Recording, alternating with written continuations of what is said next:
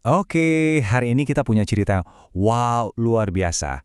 Ini kisah nyata tentang sebuah mimpi untuk membangun surga, tapi malah berakhir jadi neraka di sebuah pulau terpencil. Gimana bisa kan? Jadi pertanyaannya gini, apa sih yang terjadi kalau manusia coba bikin masyarakat sempurna jauh dari peradaban? Nah, ini bukan cuma cerita biasa loh.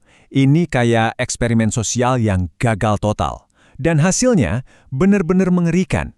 Yuk, kita bedah ceritanya. Oke, kita mundur dulu ke tahun 1929. Coba bayangin, Jerman setelah Perang Dunia Pertama. Situasinya kacau banget. Nah, di tengah kekacauan itu, ada beberapa orang yang mikir, udah cukup, kita harus pergi. Dan tujuan mereka, Pulau Floreana di Galapagos, benar-benar tempat antah berantah, kayak kanvas kosong buat mereka memulai hidup baru. Nah, di pulau terpencil ini nantinya bakal ada 3 kubu yang datang. Beda banget satu sama lain, dan masing-masing punya agenda sendiri. Ada kelompok filsuf idealis, terus keluarga perintis yang pekerja keras, dan yang terakhir, seorang penakluk yang super ambisius. Nah, dari sinilah semua masalah dimulai. Yang pertama, datang itu Dr. Ritter dan pasangannya Dora. Si Ritter ini seorang filsuf yang ngerasa peradaban modern tuh udah rusak. Dia yakin banget, dengan mengasingkan diri, dia bisa nulis mahakarya yang bakal nyelamatin dunia. Kalau Dora tujuannya lebih personal, dia sakit autoimun dan berharap ya hidup tenang di alam bisa jadi obatnya. Mereka benar-benar mulai dari nol, bangun gubuk sendiri, bertani buat makan. Tapi ironisnya, justru tulisan-tulisan si Ritter inilah yang jadi bumerang. Dia kan kirim tulisannya balik ke Jerman. Malah jadi kayak brosur pariwisata buat surga pribadinya itu. Niatnya mau menyepi, malah ngundang orang lain buat datang. Kacau kan? Dan datanglah keluarga Whitmer. Mereka ini benar-benar ngefans sama Ritter. Datang karena terinspirasi tulisannya. Tapi apa yang terjadi? Ritter malah ngelihat mereka sebagai saingan, bukan pengikut. Paranoianya kumat. Dia sengaja kasih keluarga ini lahan paling jelek di pulau itu. Tandus, penuh batu, banyak serangga bahaya. Tujuannya, biar mereka nyerah dan cabut dari situ. Tapi Ritter salah perhitungan. Ternyata keluarga Whitmer ini tangguh banget. Mereka nggak nyerah gitu aja. Malah mereka berhasil nemuin sumber air, bangun rumah sendiri dari batu, dan ya, mereka bertahan. Anehnya, keberhasilan Whitmer ini bukannya bikin Ritter seneng, tapi malah bikin dia makin benci dan paranoid. Mimpinya buat hidup sendiri di surga itu, ya, pelan-pelan mulai hancur berantakan. Oke, jadi kalau kedatangan keluarga Whitmer itu ibarat retakan kecil di dinding, kedatangan kelompok ketiga ini ibarat gempa bumi yang langsung runtuhin semuanya. Keseimbangan yang udah tegang di pulau itu langsung pecah, dan konflik besar pun siap meledak. Siapa yang datang? Seorang wanita eksentrik yang ngaku-ngaku sebagai Baroness. Dan dia nggak datang sendiri, dia bawa 2 pacarnya, Robert dan Rudy. Wah, tujuan dia ini jelas bukan buat hidup sederhana kayak yang lain. Dia datang buat menaklukkan. Nah, ini dia. Di sini kita lihat ada 2 ideologi yang tabrakan langsung. Di satu sudut, ada Fritter yang anti peradaban, pengen hidup menyatu dengan alam. Di sudut lain, ada si Baroness yang justru mau bawa peradaban ke situ, mau bangun hotel mewah. Jelas banget kan, benturan ini nggak bisa dihindari. Pulau Floreana jadi rebutan. Dan Ritter, dia nggak diam aja. Dia langsung main licik. Dia coba adu domba si Baroness sama keluarga Whitmer. Caranya, dia sengaja nunjukin sumur air milik keluarga Whitmer ke Baroness. Dengan harapan, mereka bakal berantem rebutan air.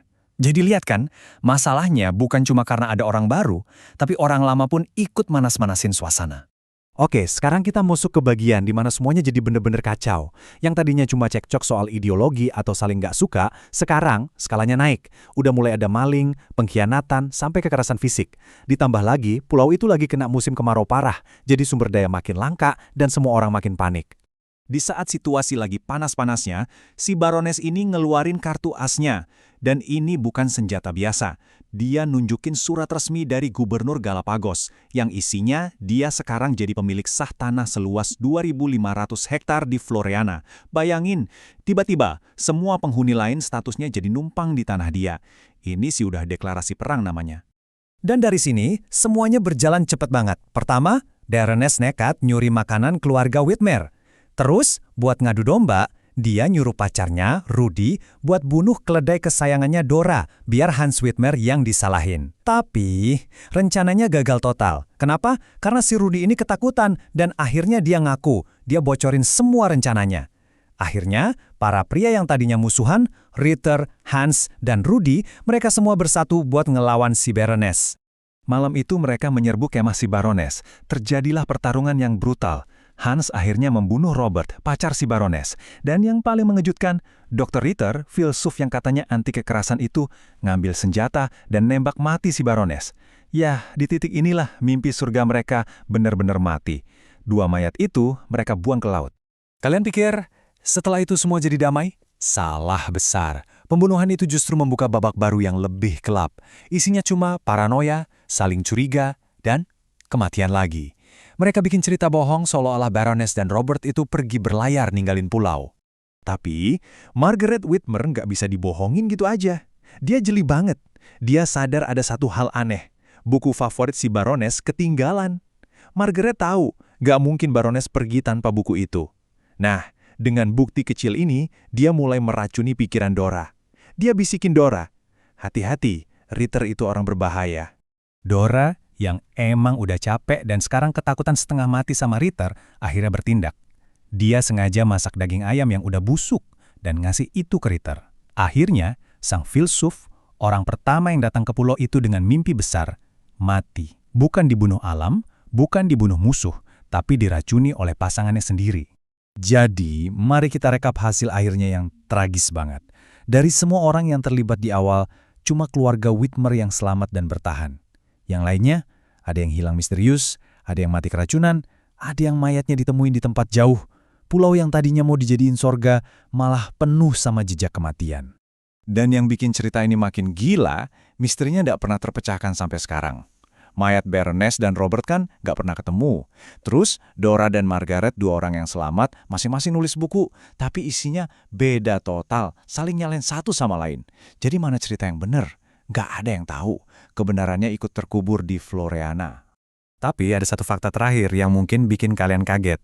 Si filsuf gagal, si penakluk tewas. Tapi keluarga Whitmer, keluarga perintis yang gak banyak omong tapi kerja keras, mereka berhasil. Bahkan, keturunan mereka itu masih tinggal di Floreana sampai hari ini. Dan mereka punya bisnis turisme kecil di sana.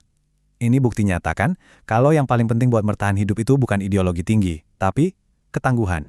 Nah, jadi kita balik lagi ke pertanyaan di awal tadi.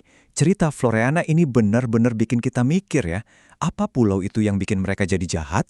Atau kejahatan itu emang udah ada di dalam diri mereka dan isolasi cuma ngebuka topengnya aja? Coba deh kalian renungkan.